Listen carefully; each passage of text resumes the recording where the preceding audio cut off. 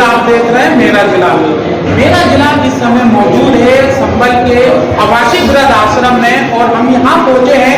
आखिर जो आवासीय वृद्ध आश्रम में जिस तरह बुजुर्ग रहते हैं, किस तरह बुजुर्ग रहते हैं, उसी को जानने के लिए यहाँ पर हम पहुंचे हैं। उससे पहले आपको बता दूं कि परिजनों से नाराज होकर या बेटे से आपने अधिकतर देखा होगा कि अपने बेटों से नाराज होकर जो बुजुर्ग हैं वो वृद्ध आश्रम का सहारा लेते हैं। उनका सहारा करने के लिए आश्रम हर जिले में संचालित होते हैं। उसी को लेकर यहाँ पर बरदेना में वृद्ध आश्रम चलाया जा रहा है। आप देख रहे होंगे कि यहाँ पर जो बुजुर्ग हैं यहाँ पर फूल मालाओं से इनका स्वागत हुआ है। ये भी आपको बता दें कि खाटू श्याम गरीब कल्याण सेवा समिति यहाँ पर आकर उन्होंने इन बुजुर्गों का सम्मानित किया है। हालांकि यहाँ पर इन बुजुर्गों के लिए और यहाँ नाश्ते का सुबह से ही यहाँ पर नाश्ते का इंतजाम किया। साथ ही यहाँ पर अब लंच का टाइम हो चुका है, उसको लेकर यहाँ पर लंच की तैयारी है और इनका स्वागत करने का हम देख रहे होंगे सभी बुजुर्ग यहाँ पर। तो यहाँ पर इनका फूल मालाओं से स्वागत हुआ है। आपको बता दूं कि ये जो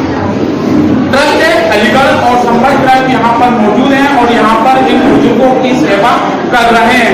हालांकि आज यहाँ पर सुबह हमने देखा कि यहाँ बुजुर्ग जो है योगा अभ्यास करते नजर आए।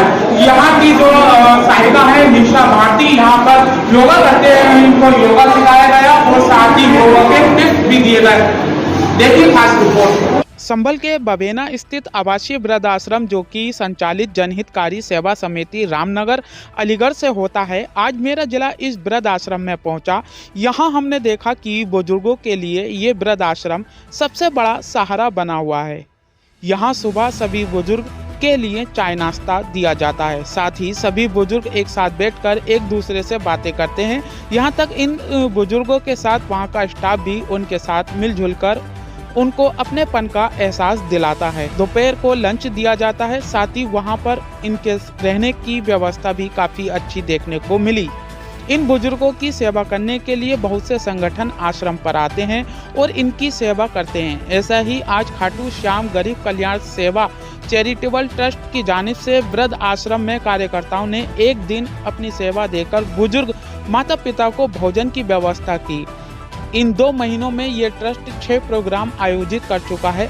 मेरा जिला पर क्या कहा, देखें राहुल कुमार के साथ।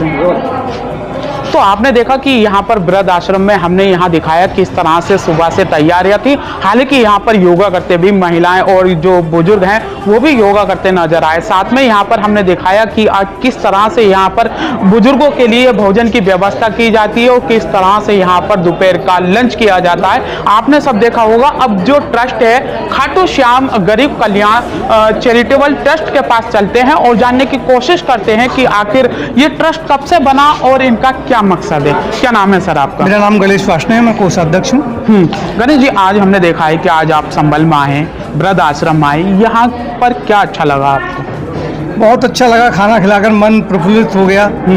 और आगे भी कोशिश हमारी यही रहेगी, आगे भी बेचारा लोगों को सहारा मिल जाए। और हम चाहते यही है भाई, सभी पब्लिक से भी, सभी से हाथ जोड़कर निवेदन है मेरा कि आप सहयोग ज़्यादा से ज़्यादा हमको करें। मैडम, आप अध्यक्ष हैं इस ट्रस्ट की। हमने अधिकतर देखा है समाज में हम रहते हैं, अब नया भारत हम लोग कहते हैं कि अब हमारा नया भारत हो चुका है, लेकिन हम ये देखते हैं कि वृद्ध आश्रम में जाते हैं तो हमारी आंखें जो हैं वो नम हो जाती है ये स्थिति देखकर कि एक बुजुर्ग जो हैं वो यहाँ रह रहे हैं और बच्चे बाहर रह रहे हैं। क्या कहना चाहती हैं? और ट्रस्ट ने आज आपने क्या क्या किया है यहाँ पर?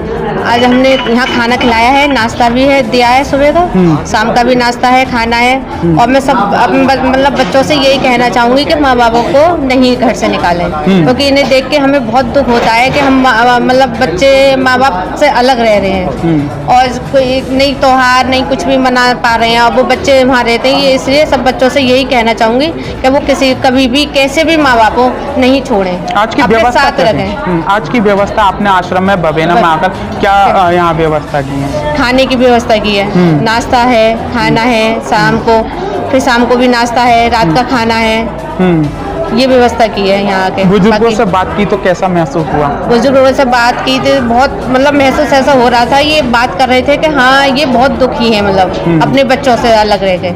ट्रस्ट को लेकर अगर हम यहाँ आश्रम में आए तो यहाँ की व्यवस्था कैसी लगी आपको? व्यवस्था बढ़िया लगी, हाँ कोई कमी नहीं दिखी हमें, सारी व्यवस्था बढ़िया थी। क्या नाम है सर आपका? मुकेश गुप्ता।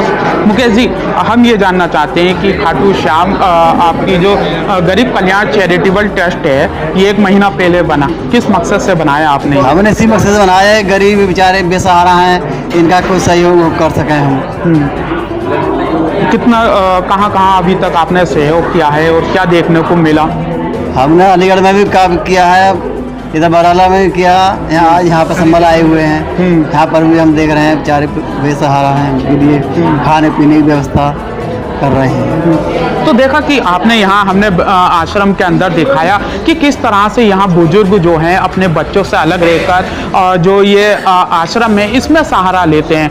तारीफ करनी होगी ऐसे आश्रमों की जो इन बुजुर्गों की सेवा करता है। साथ में तारीफ करनी होगी ऐसे संस्थाओं की जो लगातार चैरिटेबल, जैसे कि हमने दिखाया कि गरीब कल्याण सेवा ट्रस्ट जो है, खाटू श्याम गरीब कल्याण चैरिटेबल ट्रस्ट है, उनकी भी तारीफ करनी होगी कि वो यहाँ पर आए, पूरा दिन सुबह से लेकर यहाँ की इनकी सेवा कर रहे हैं। साथ में हम ये जानना चाहेंगे, मैडम क्या नाम है आप? मेरा नाम शाली रस्तोगी है। यहाँ पर आप सुबह से हैं, किस तरह से देखा आपने और क्या क्या यहाँ देखने को मिला? आज मुझे बुजुर्गों को देखकर बहुत ज़्यादा दुख हुआ, बहुत भावुक से हो गए थे वो, अपने बच्चों के लिए सोचकर अपने बच्चों को याद कर रहे थे।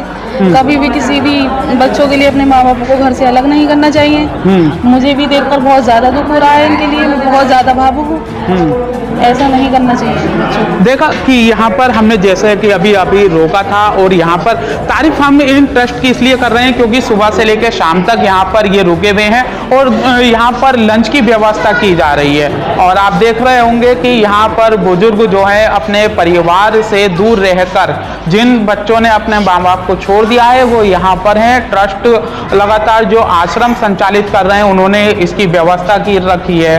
और आप देख रहे होंगे कि यहाँ से सामाजिक जो संगठन है वो आते हैं, इनकी सेवा करते हैं और इनका आशीर्वाद जो है वो लेते हैं। कहावत है हिंदू शास्त्रों में कि अगर आपने एक बुजुर्ग की सेवा की तो आपको वो फल मिलेगा जिस फल के लिए आप इस जीवन में आए हैं।